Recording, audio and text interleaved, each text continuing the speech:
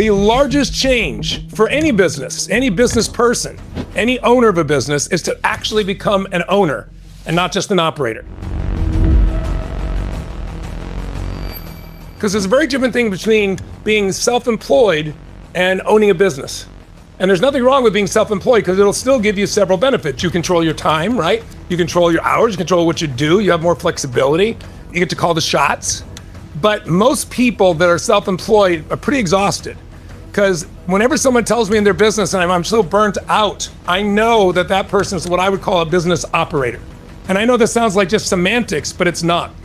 When you're the operator, this is what happens. You start a business. Most of us start a business because we're passionate about something. Maybe you work for somebody else. And one day you went, man, I'm writing this software. I'm the base of this company, or I'm the top marketer, or I'm the top salesperson or negotiator, or I design the fashion materials. I should just do this myself. And it sounds really cool. And you begin it. In the beginning, it's okay. Because if someone says, I want a green suit, you make them a green suit. But in order to grow, you have to learn how to scale. And that's what this session is going to be about. This session is about how do you grow explosively in your business, and how do you do that in any financial environment by learning how to truly scale. And scaling is where you're able to do something and keep growing it further and further. Think in terms of the difference between somebody like, I don't know, the city I grew up in, the little town I grew up in, there's a little burger shop there. And you might have had one in your town, Irv's Burgers, right? And it has people standing outside in line different parts of the day to get in. It's so popular. It has the best burgers in town. And if I went back to that town, which I did about 5 years ago, it had been 30 years since I'd been there, and Irv's Burgers is still there. And Irv is a little older and there with his staff doing it, and he still makes one of the best burgers in town. The only problem is there was a guy over here named McDonald's, two brothers who came up with an idea, but what they did is they figured out how to scale it. Actually, they didn't. Ray Kroc did. Someone else came in, was entrepreneurial, and said, you guys are working so hard with this little center here, I think we could take this to another level. That it wouldn't cost, we don't have to spend a huge more amount of money. We could take this business and expand it. So the difference between Irv, by the way, does McDonald's have the best burger? The answer is no.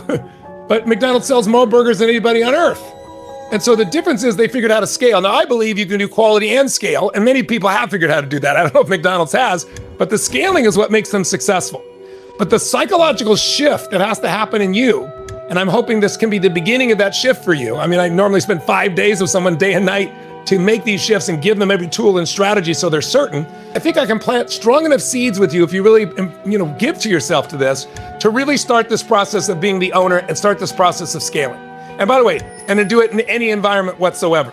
Because right now, and a lot of people say, well, it's really uncertain right now. If you heard the Fed chairman just the other day said, he doesn't know what to do. I mean, he literally said he doesn't know what to do. He's not sure if the economy is going to grow or shrink, whether they're going to have inflation or not, because there's this uncertainty based on the tariffs that the current president has put out.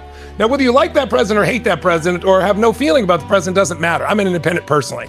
So I voted on both sides of the aisle. But what I think is really important, there's a great lesson right now in what's happening in our economy. It's a time of uncertainty. What do most people do when they're uncertain? Nothing. They hold back. They pull back. This happens whenever we have recessions. And during that happens, most businesses shrink because they're fearful. But when you shrink based on the fear, it becomes a self-fulfilling prophecy. And pretty soon, it's hard to get going again. My secret and the reason I'm still here in business and be able to do what I'm doing here, this is my 48th year. I'm well preserved. I started when I was 3. You understand, right? Right? But 48 years ago is when I started my first business, and here I am still doing it, right? But I've been able to do that going through every economy you can imagine. And the reason is because I understood very early on, it's not the economy, it's your psychology. The most important key in your business is to become an owner, but also that when people are fearful, that is your opportunity. When people are uncertain, that is your opportunity. You can't allow yourself to stay in fear. It's okay to be fearful. That's called being human. It's okay to get uncertain, but when you feel it, you've got to push yourself through it. It's like, when the people say, when you're going through hell, what do they say? Keep going. That's the secret. And if you keep going, you get to the other side. So there's a certain amount of relentlessness you need to have. And you've got to learn really how to put yourself in a position where you see beyond the moment, right? People only see this moment, usually make mistakes. You need to see beyond the moment, because when this all happened, the stock market compressed, people freaked out, and a lot of people sold their stock, and all across the news, they said, oh my God, we've lost $13 trillion in value. The president's destroyed the country, right? And again, I'm not promoting the president. I just want you to think beyond the headlines. Because otherwise, you'll be suckered into being in fear. Because if it isn't this president, it'll be something else. It'll be COVID. It'll be the environment. It'll be some reason why you can't succeed. And you should be fearful and live in this place because fear sells. If you're in a position where you're walking by in the old days, I'm old enough to remember newspapers. And sure enough, you go by and there'd be a headline. And if the headline said, great weather this weekend, you smiled and kept walking. If it said big storm coming, you put your 50 cents in and you got it. Well, today it's in your pocket following you on your phone, obviously, but they get paid every time you look, every time you click. And they know fear sells. That's why in the news business, they've always said, if it bleeds, it leads.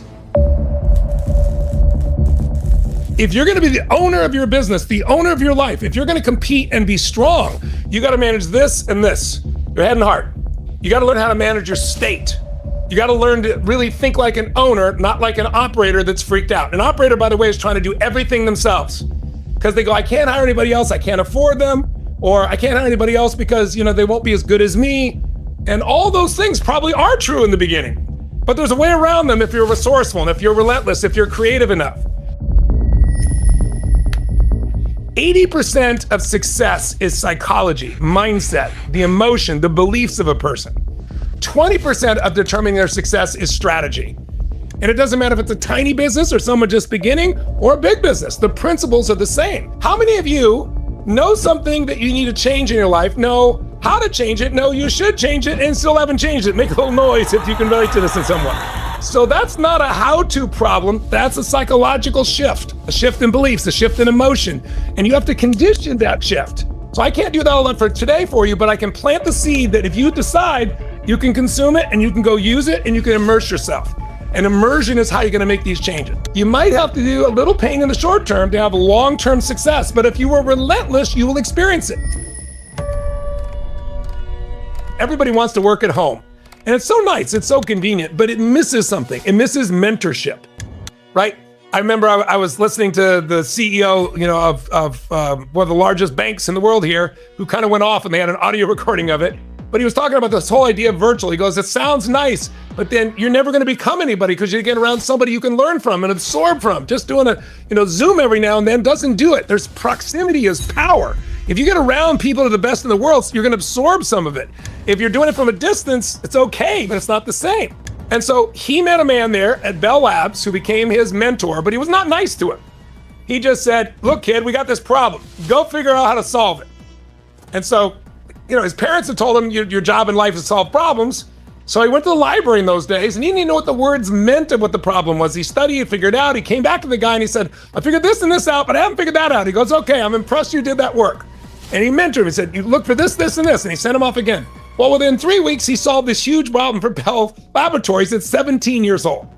And they said, this kid's a genius. No, his genius was relentlessness. His genius was he wouldn't give up. His genius was he was so hungry and driven that he was willing to do whatever it took. But then he kept coming back to this guy. And because he kept coming back to the mentor with hard work and results, the guy took an interest in him.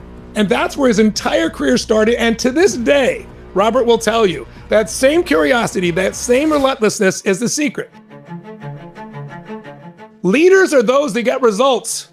What makes you a leader is not your age, it's not your position, it's your ability to get results, especially when other people aren't getting it. But if leaders are about getting results, the question you have to ask yourself is, how do you get results? And the answer is you solve problems. Our job as leaders of our businesses, of our families, of our lives, is to solve problems. Now, by the way, I hear people all the time, I tell people, you know what people's biggest problem is? If you had to say, what's people's biggest problem? Most people's biggest problem, I'll tell you what it is. They think they shouldn't have any, right? Problems are a sign of life. Problems are designed to sculpt our souls. Without problems, we don't grow as much. We don't want them, but they're there for a purpose. They're not there to torture you. Now, if you're in business, you have problems. If you don't, you're not in business or you're ignorant, right? Now, you might call them challenges. That feels better. So if you don't have one, or if you don't have some problems, you should get on your knees and beg for some, because you're not going to be here very long. Think of it this way. There's a problem, and then most people ignore the problem, or they blame somebody for the problem, or they blame the world, or they blame the economy, or they blame themselves. Blame never improves anything. The only next step is you have to make a change.